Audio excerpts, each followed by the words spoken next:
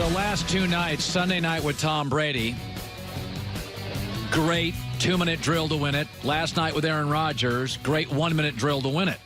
And we perceive those to be the best two quarterbacks in the NFL. Brady is the best quarterback. Aaron's very talented. And so Brady was talking yesterday to WEEI. It's a Boston radio station. It's always the station he talks to on Monday. And what he feels is what I see. New England's pretty good again. I think we're starting to feel confident.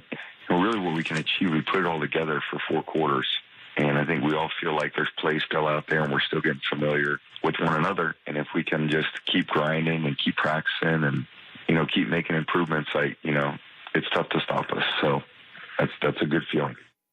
Yeah, I still have my reservations about Josh Gordon, who I think is really talented and could be a huge bonus if he can stay clean post-Thanksgiving. I think a lot depends on him. Josh Gordon gives them a deep threat. He's a terrifically talented player who has a history of struggling with substances. So you cross your fingers, you root for the young man. He's super talented, and I think he's more important than we think. They've got the tight end. They've got the running backs. They got the slot receivers. You got to be able to go over the top occasionally to beat a Pittsburgh and to beat a Kansas City with the way the NFL works today. But it's interesting. If you'd have asked me 8 years ago, so I watched Brady on Sunday and I watched Aaron Rodgers last night, Joy, and if you'd have asked me 8 years ago, who over the next 8 years is going to get to the Super Bowl more, I would have taken Aaron Rodgers, who was going into his prime, and it felt like Tom was going out of it. But this happens a lot, sometimes, almost without exception. When you go back and look at legends in any field, the people who rise often, they deserve respect, but they get a series of breaks and timing. Think about this. Look at Tom Brady in the last 7-8 years. Peyton Manning retires. His chief rival, the Steelers, have become increasingly noisy and dysfunctional.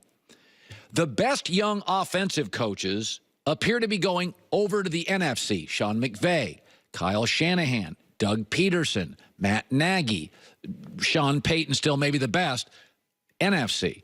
And the AFC East, Tom's division, has gotten worse over the last 7 to 8 years. Used to be Herm Edwards is in there. Then Rex Ryan had some good defenses. It's gotten worse. And a lot of the quarterbacks drafted in the AFC in the last 7-8 years that were going to challenge Tom. Bortles, meh. Mariota, meh. Manziel was a bust. Paxton Lynch was a bust. Andrew Luck is hurt.